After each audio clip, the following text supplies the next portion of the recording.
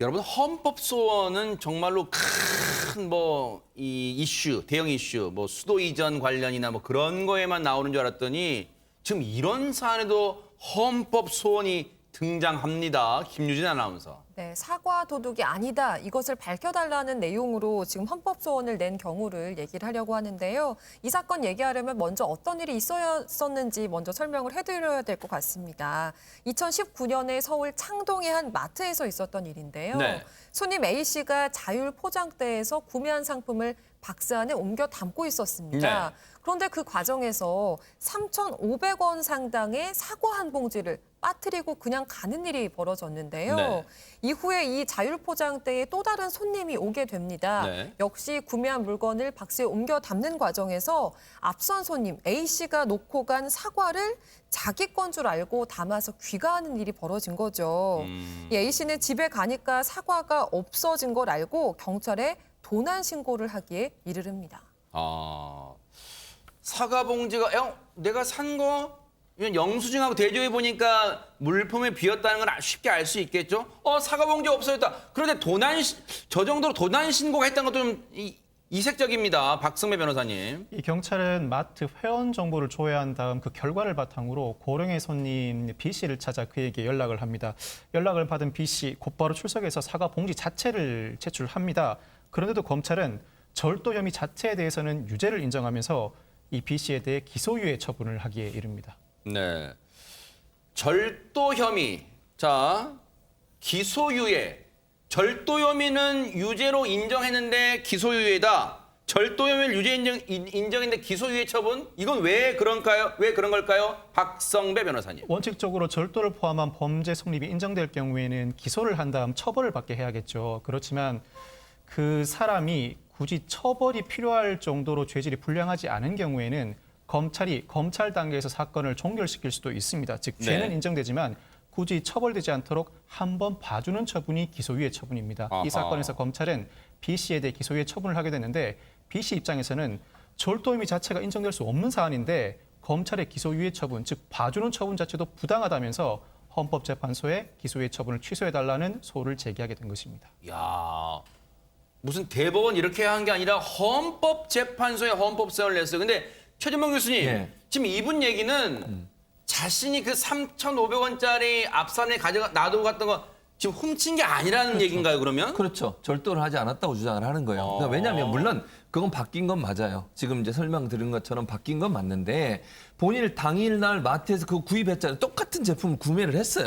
그럼 이미 돈은 지불한 거잖아요. 네. 물론 앞에 A 씨가 놓고 간 거를 대신 담은 건 맞아요. 근데 그건 본인이 착각해서 담은 것이지 그게 절도를 한 건 아니라고 주장을 하는 거예요. 만약에 본인이 돈을 안 내고 그 사과를 가져왔으면 절도지만 이미 본인은 돈을 다 지급했다. 그리고 제출을 해당 사과 봉지도 제출하고 뜯거나 개봉하지 않았고 그 누가 놓고 간 것이라고 생각하고 저도 모르게 가져온 것이 자기는 몰랐다는 거예요.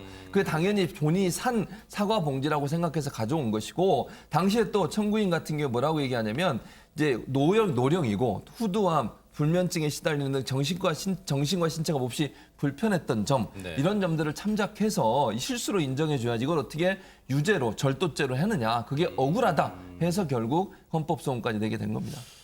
자, 상황은 이렇게 됐어요. 근데 이제 상황을 들으면 그럴 수도 있을까? 아니야, 그럴 수는 없어라고 아마 시청자분들도 의견이 분분하실지도 몰라요. 변호인 측 얘기와 그리고 헌법재판소 판결 얘기 직접 듣고 이어가 보도록 하겠습니다.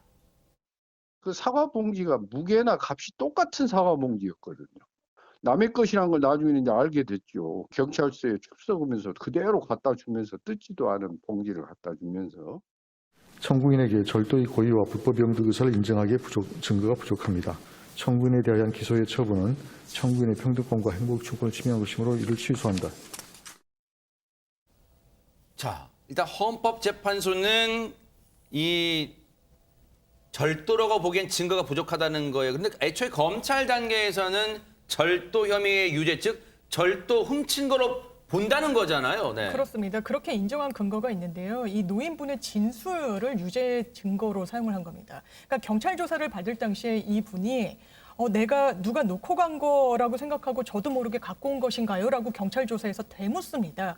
그러니까 이 말을 들은 경찰이 그렇다면 남의 것인지를 알고 가져갔다는 걸 인정한 건가? 이렇게 심증을 또 굳힌 측면이 있는 것 같고요. 또 경찰에서 이렇게 묻습니다.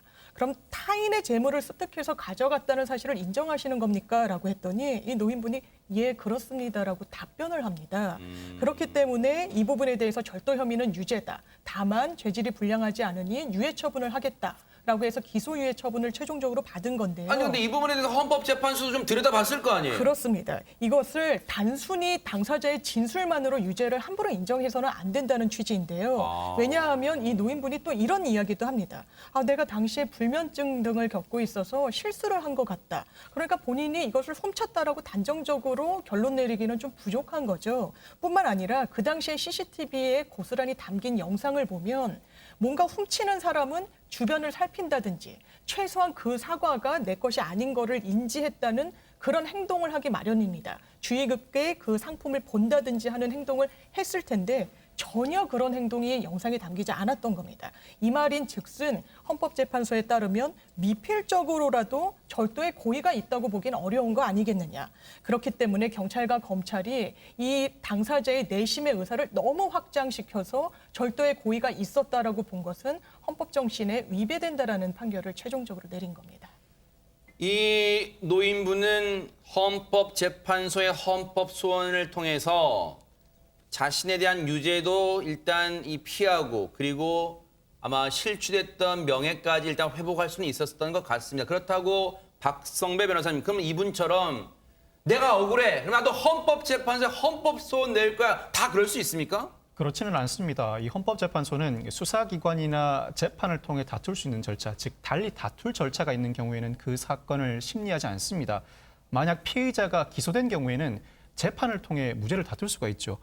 이 반대로 피의자가 기소되지 않은 경우에는 고소인이 항고, 재정신청 등 다툴 절차가 따로 마련되어 있습니다. 그렇지만 오직 기소유예 처분, 즉 피의자에게 죄는 인정되는데 검사가 봐주는 처분에 대해서만큼은 수사기관이든 재판이든 달리 다툴 절차가 마련되어 있지 않습니다. 이런 경우이기 때문에 헌법재판소가 직접 헌법소원을 통해 사건을 다루게 되는 것입니다. 실제로 기소유예 처분의 부당성을 다투는 헌법재판소 헌법소원 사건이 1년에 여러 차례 발생하고 있습니다.